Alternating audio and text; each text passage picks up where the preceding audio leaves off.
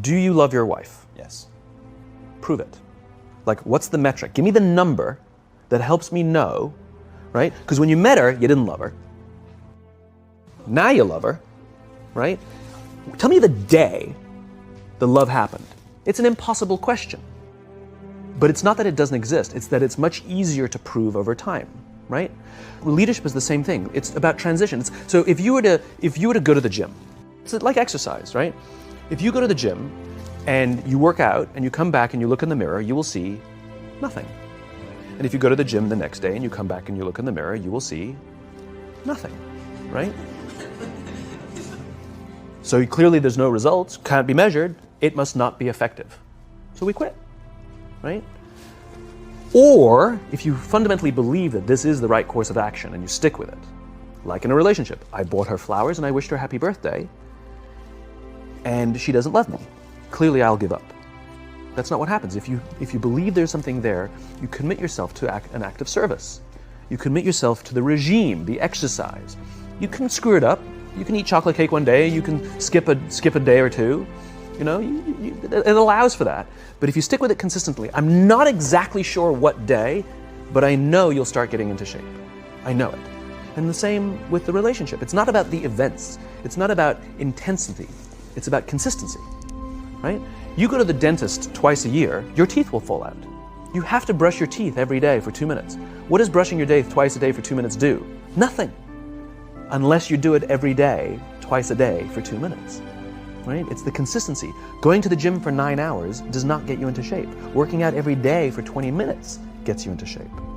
So the problem is we treat leadership with intensity. We have a 2-day offsite, we invite a bunch of speakers, we give everybody a certificate, you're a leader, right? Those things are like going to the dentist. They're very important, they're good for reminding us or getting us back on track, learning new lessons, but it's the daily practice of all the monotonous, little, boring things like brushing your teeth that matter the most. She didn't fall in love with you because you remembered her birthday and bought her flowers on Valentine's Day. She fell in love with you because when you woke up in the morning, you said good morning to her before you checked your phone. She fell in love with you because when you went to the fridge to get yourself a drink, you got her one without even asking. She fell in love with you because when you had an amazing day at work and she came home and she had a terrible day at work, you didn't say, yeah, but let me tell you about my day. Right. You sat and listened to her awful day and you didn't say a thing about your amazing day. This is why she fell in love with you. I can't tell you exactly what day, and it was no particular thing you did. It was the accumulation of all of those little things that she woke up one day and as if she pressed a button, she goes, I love him, right? Leadership is exactly the same. There's no event. There's no thing I can tell you you have to do that your people will trust you. It just doesn't work that way.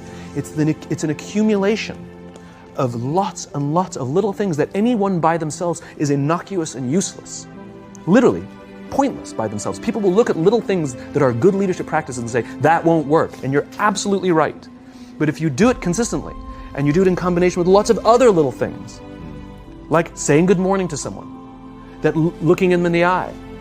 My friend George, who's a 3-star general in the Marine Corps, he says his test for leadership, and I love this, he goes, his test for a good leader is if you ask somebody how their day is going, you actually care about the answer.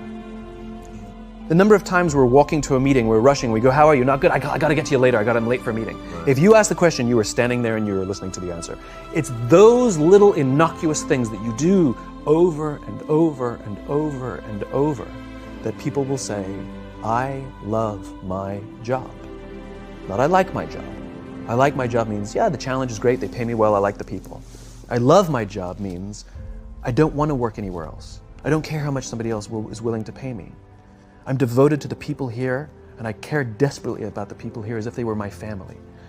In business, we have colleagues and coworkers. In the military, they have brothers and sisters. That's how they think of each other.